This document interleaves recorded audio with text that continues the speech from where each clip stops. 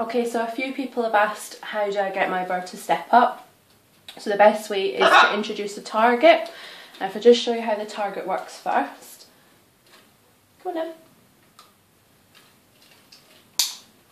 Good boy. Oh, you dropped it. Yeah. And the important thing first is to make sure that your bird understands the target, otherwise you won't know what to do. Over here. Good boy.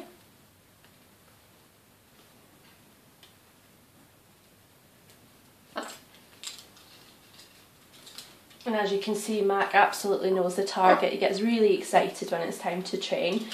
And for the action of getting him to step up, it's just as simple as hand up, follow the target and touch. Good boy. There we go. And we'll do that once more just to show you.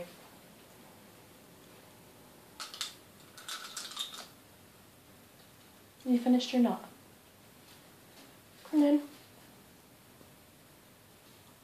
Come on.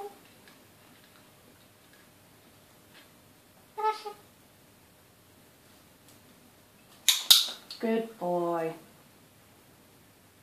And it's as easy as that.